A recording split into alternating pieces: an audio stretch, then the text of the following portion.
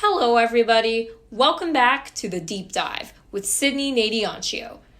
I'm your host, Sydney Nadiancio, and today we're jumping into Chapter 2 of The Giver.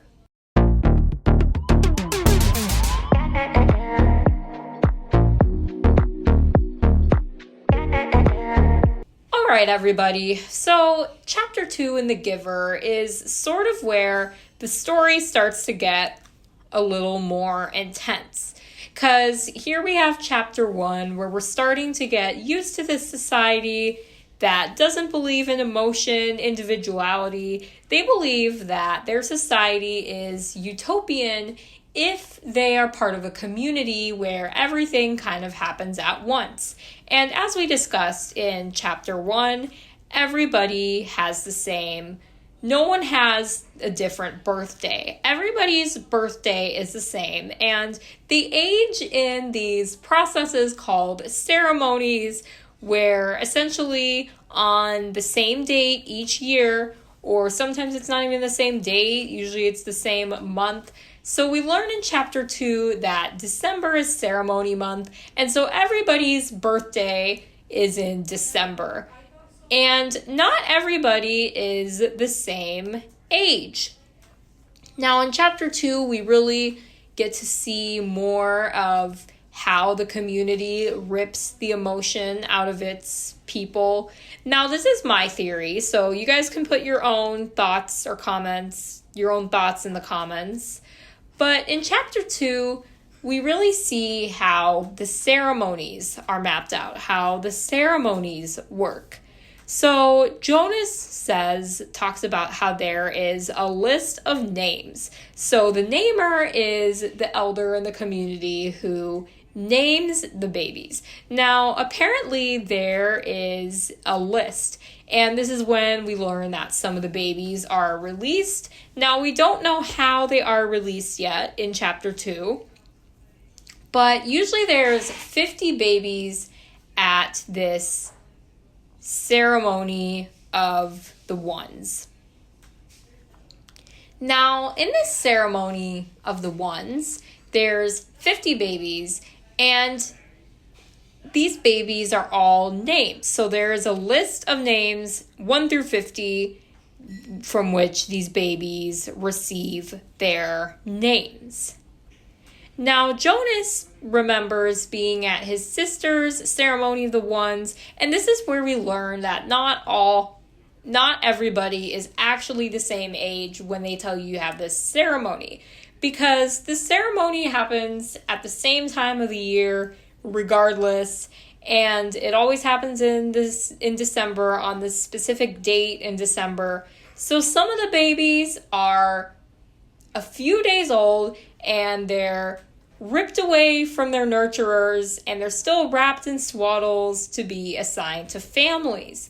So this is one way they're ripping away the emotion, because maybe anyone who knows these babies live in this nurturing center would at least think, well, wouldn't you want the babies in the nurturing center longer?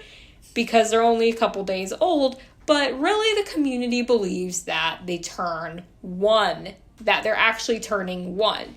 And even Jonas is a little bit confused by the process. Now, he doesn't deeply express confusion, but he can see beyond a little bit. And once he gets his assignment, he'll see things a lot clearer than everyone else. And this is really when we'll see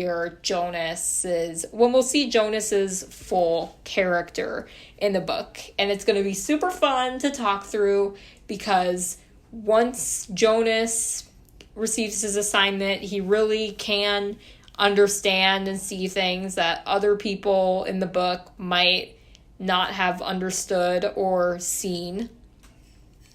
But so Jonas is remembering that when his parents received his sister, the namer said that her name would be Lily. And so that's when she goes home with his parents, Now, this baby that Jonas's parents had taken home from the nurturing center, Gabriel, was the name that Jonas decided to call him, because he looked in the naming records, and if this baby was not to be released, his name would be Gabriel.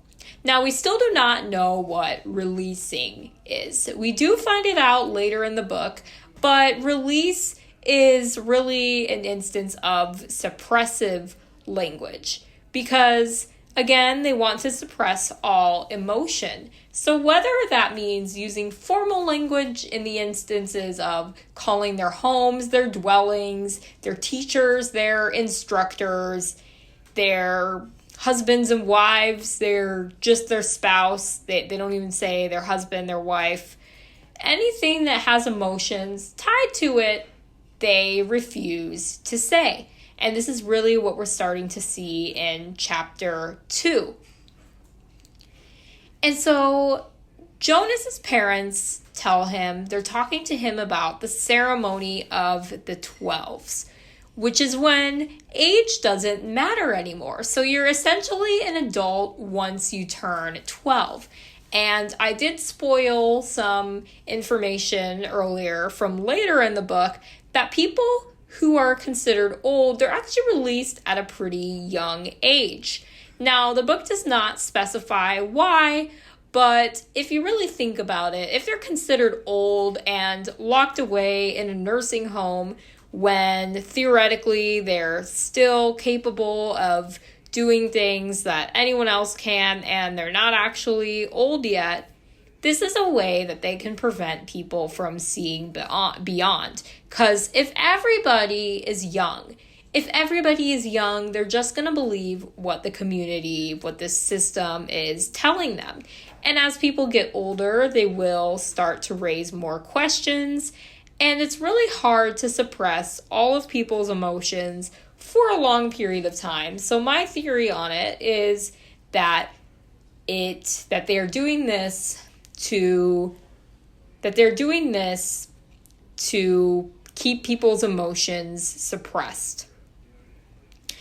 And we actually learn later in the book that the discipline wand, which is used on babies in the nurturing center, is introduced in the House of the Old. And we actually learn this in a later chapter in the book, which we're going to talk a little bit more about that later and my theories on it. But age doesn't really matter once you are 12.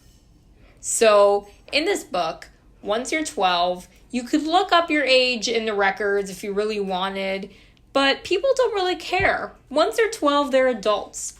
And the reason why they think they're adults is because they're with their assignment group. So another element of emotional suppression that we really see here is kids are taken away. Once you get your assignment group, Jonas's parents tell him that he will be with his assignment group forever. He will no longer be with his group of 11, quote unquote, 11s or 11-year-old friends. He will be in his assignment group. So he will be receiving training for his assignment and preparation for his adult life, and he will be in his assignment.